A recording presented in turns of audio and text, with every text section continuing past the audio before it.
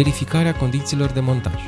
Se verifică alinierea în același plan a stâlpilor laterali, împreună cu buiandrugul superior, pentru a permite fixarea ulterioară a șinelor de rulare și a profilului de închidere. Este verificată distanța între buiandrug și acoperiș, astfel încât să fie permis montajul arcurilor de torsiune 250 de mm pentru ușa de garaj rezidențială și 450 de mm pentru ușa industrială. Se verifică cota de gol să corespundă cu panourile. Verificarea golului de ușă. Verificarea se face cu laserul pentru a observa dacă există abateri de la axa verticală și cea orizontală. Trasarea nivelului. Alinierea stâlpilor stânga-dreapta. Reperele destinate alinierii sunt trasate pentru a se opera alinierea șinelor. Sunt montate garniturile pe stâlpii laterali. Se montează stâlpii cu șinele de culisare pe părțile din lateral ale golului. Fixarea se face cu elemente de montaj adaptate suprafeței pe care se lucrează. Montarea stâlpilor se face la distanța lungimii panourilor plus 10 mm necesari culisării, după stabilirea cotei de panou. Sunt asamblate, prin intermediul șuruburilor din kitul de montaj, șinele orizontale superioare, căile de rulare la deschidere.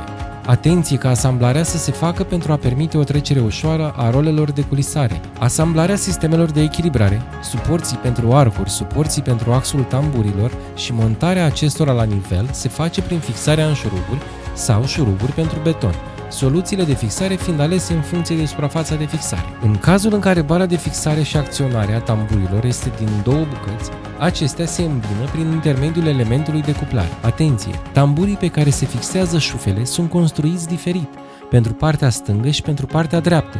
Diferența constă în buza exterioară, care este mai înaltă către exteriorul tamburului.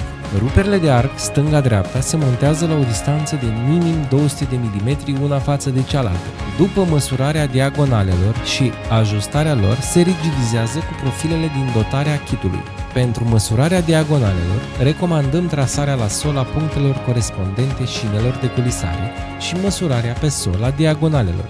Diagonalele, respectiv șinele, se ajustează până la obținerea unor valori identice. Se montează panourile cu accesoriile aferente, palamale, role, suport pentru role, în locașul predefinit. Atenție! Suportul pe care este fixată șufa de acționare se prinde pe o singură parte pentru a permite ulterior introducerea rolelor pe șina de rulare.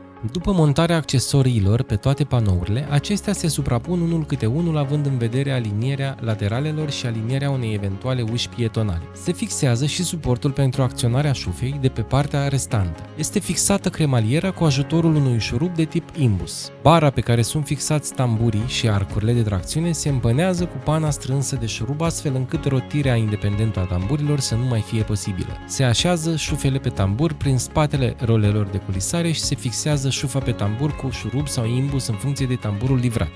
Atenție! Nu se taie din șufă, se înfășoară pe tambur minim 2 spire. Tensionarea arcurilor se face respectând numărul de turi indicate pe eticheta arcurilor și pe arcuri. Este verificată strângerea tuturor șuruburilor și simetria panourilor ușii față de șinele de rulare, stânga-dreapta. Dacă este necesară ajustarea, aceasta se face prin șufele de tracțiune. Se reglează forța de apăsare a rolei pe ghidaj.